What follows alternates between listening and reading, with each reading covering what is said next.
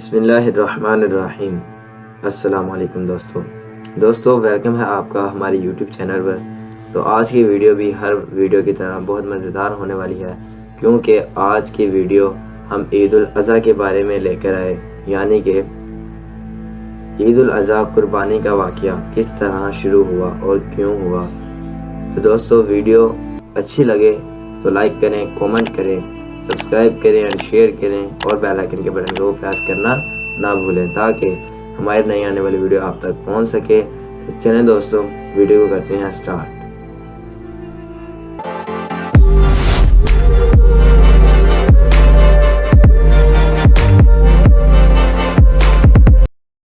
بسم اللہ الرحمن الرحیم۔ دوستو حضرت سیدنا ابراہیم علیہ السلام نے ذی الحجہ کی 8ویں رات ایک خواب دیکھا، جس میں ایک فرشتہ اللہ تعالیٰ کی طرف سے ان کو پیغام دیتا ہے کہ بے شک اللہ پاک تمہیں اپنے بیٹے کو ذبح کرنے کا حکم دیتا ہے۔ آپ علیہ السلام صبح سے شام تک اسی بارے میں غور فرماتے رہے کہ خواب اللہ تعالیٰ کی طرف سے ہے یا شیطان مردود کی طرف سے۔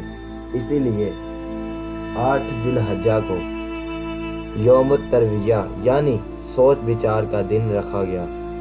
9ویں رات پھر وہی خواب دیکھا اور صبح یقین کر لیا کہ یہ حکم خدا تعالیٰ کی ذات کی طرف سے ہے۔ اسی لیے 9 ذی الحجہ کو یوم عرفہ یعنی پہنچانے کا دن کہا جاتا ہے۔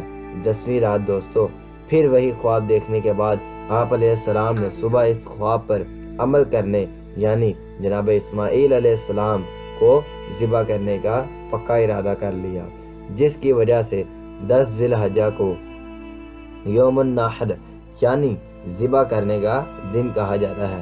اللہ پاک کے حکم پر عمل کرتے ہوئے حضرت سیدنا جناب ابراہیم علیہ السلام اپنے بیٹے کو حضرت اسماعیل، جن کی عمر اس وقت 7 سال یا 13 یا اس سے تھوڑی زائد تھی، قربان کرنے کے لیے لے چلے۔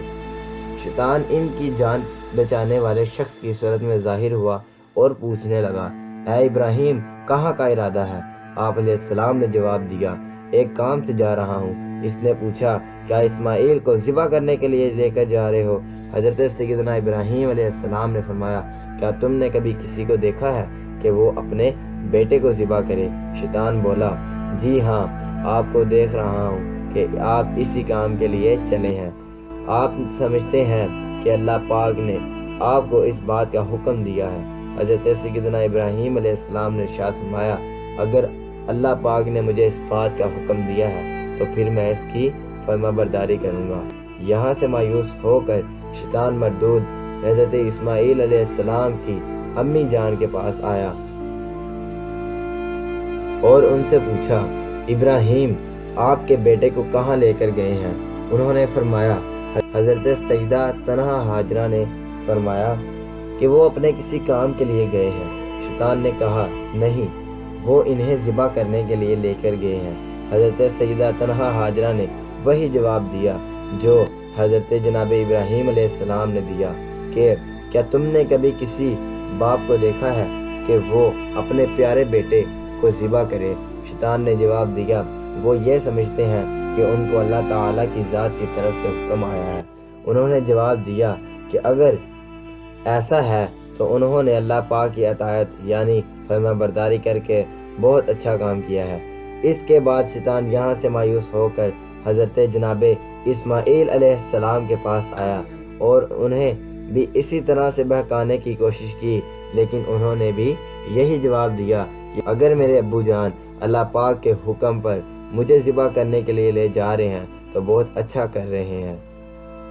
جب شیطان باپ بیٹے کو بھکانے میں ناکام ہو گیا تو وہ جھمرے کے پاس آیا اور حضرت جناب ابراہیم علیہ السلام نے اسے 7 کنکریاں ماری۔ کنکریاں مارنے پر شیطان نے آپ علیہ السلام کے راستے سے ہٹ گیا۔ کنکریاں مارنے پر شیطان آپ علیہ السلام کے راستے سے ہٹ گیا۔ یہاں سے ناکام ہو کر وہ دوسرے جمرے پر گیا۔ فرشتوں نے حضرت سیدنا ابراہیم علیہ السلام سے کہا، اسے ماریں۔ آپ نے اسے 7 کنکریاں دوبارہ ماری اور اس نے یہ بھی راستہ چھوڑ دیا۔ اب شیطان تیسرے جمرے کے پاس پہنچا۔ حضرت سیدنا ابراہیم علیہ السلام نے فرشتے کے کہنے پر ایک بار پھر 7 کنکریاں ماری تو شیطان نے راستہ چھوڑ دیا۔ شیطان کو 3 مقامات پر کنکریاں مارنے کی یاد ابھی بھی باقی ہے، اور آج بھی حاجی صاحبان ان تینوں جگہوں پر کنکریاں مارتے ہیں۔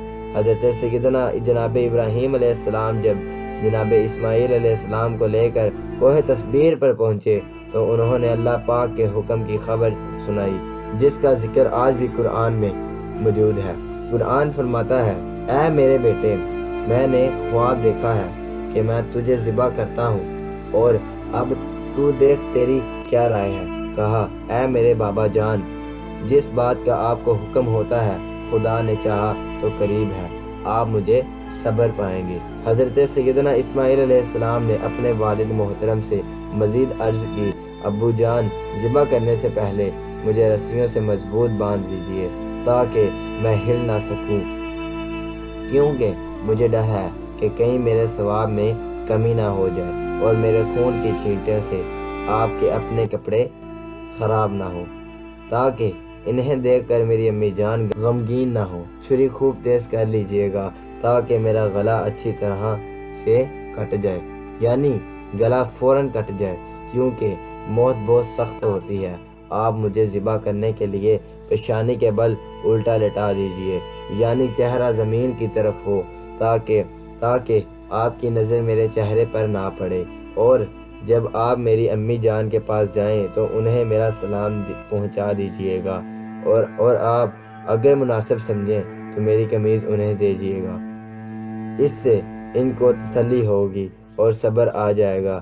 حضرت جناب ابراہیم علیہ السلام نے ارشاد فرمایا، اے میرے بیٹے، تم اللہ پاک کے حکم پر عمل کرنے میں میرے کیسے عمدہ مددگار ثابت ہو رہے ہو۔ پھر جس طرح حضرت اسماعیل علیہ السلام نے کہا تھا ان کو اسی طرح باندھ دیا، اپنی چھری تیز کی اور حضرت جناب اسماعیل علیہ السلام کو پیشانی کے بل الٹا لٹا دیا، ان کے چہرے سے نظر ہٹا لی اور ان کے گلے پر چھری چلا دی، لیکن چھری نے اپنا کام نہ کیا، یعنی گلا نہ کاٹا۔ اس وقت حضرت سیدنا ابراہیم علیہ السلام پر وحی نازل ہوئی تھی۔ قرآن فرماتا ہے، اے ابراہیم علیہ السلام، بے شک تو نے خواب سچ کر دکھایا، ہم ایسا ہی صلہ دیتے ہیں نیکوں کو، بے شک یہ روشن جاچ تھی اور ہم نے ایک بڑا ذبح اس کے صدقے میں دے کر اسے بچا لیا ہے۔ دوستو، حضرت جناب ابراہیم علیہ السلام نے حضرت جناب اسماعیل علیہ السلام کو ذبح کرنے کے لیے زمین پر الٹا لٹایا تو اللہ پاک کے حکم سے حضرت سیدنا جبریل علیہ السلام بطور جنت سے ایک دمبا لے کر تشریف لائے اور دور سے اونچی آواز میں فرمایا، اللہ اکبر، اللہ اکبر۔ جب حضرت سیدنا ابراہیم علیہ السلام نے یہ آواز سنی اور اپنا سر آسمان کی طرف اٹھایا اور جان گئے کہ اللہ پاک کی طرف سے آنے والی آزمائش کا وقت گزر چکا ہے، بیٹے کی جگہ فدیے میں دمبا بھیجا ہے، لہذا خوش ہو کر فرمایا، لا الہ الا اللہ واللہ اکبر۔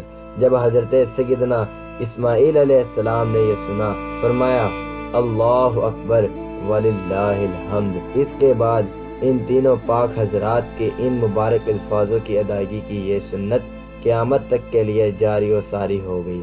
چلیں دوستوں، ہماری یہ مزیدار ویڈیو اللہ تعالیٰ کے حکم سے مکمل ہوتی ہے۔ اگر ویڈیو اچھی لگی ہو تو لائک کریں، سبسکرائب کریں۔